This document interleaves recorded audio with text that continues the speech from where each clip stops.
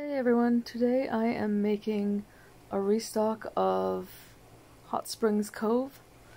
This is a soap that is made with French red clay and lemon eucalyptus essential oil.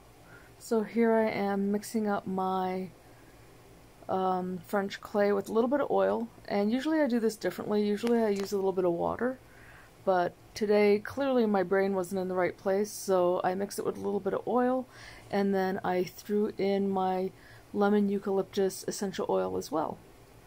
I have pre-mixed all of my oils and butters the other night, and now I'm adding a couple of tablespoons of ground oatmeal, a couple of tablespoons of goat milk powder, and I'm going to blend that up into the oils before I add my lye mixture. Now you're going to see me with my lye mixture in a minute, and I had pre-mixed 6 containers worth, and on all the containers I have written danger lye. So the whole time I was making soap all afternoon, in my head I'm thinking, oh, time to get the danger water. So anyway, here I am getting everything all set up, pulling out my danger water, and I'm going to add some sodium lactate to it just to help the soap harden up a little faster and make it easier to get out of the mold.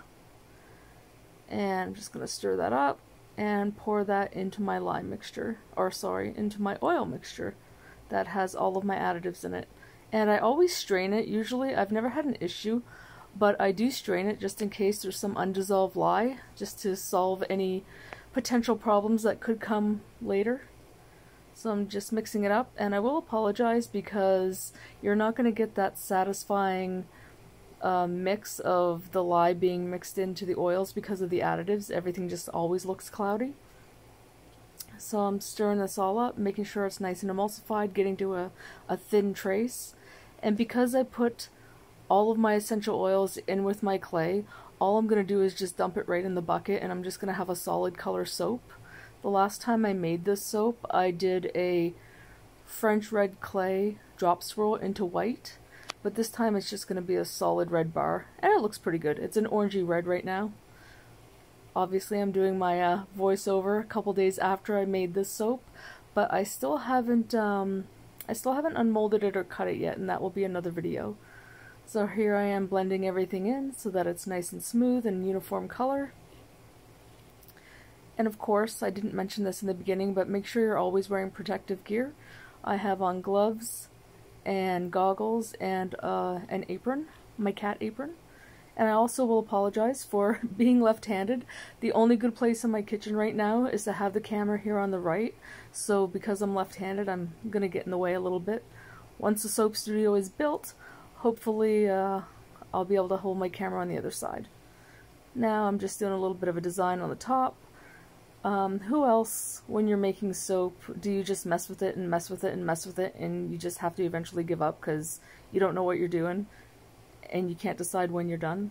Well, that's me right now, in case anyone was wondering. So I keep messing with it, and eventually I give up and stop because, you know, if you keep messing with it, you're just gonna make a mess.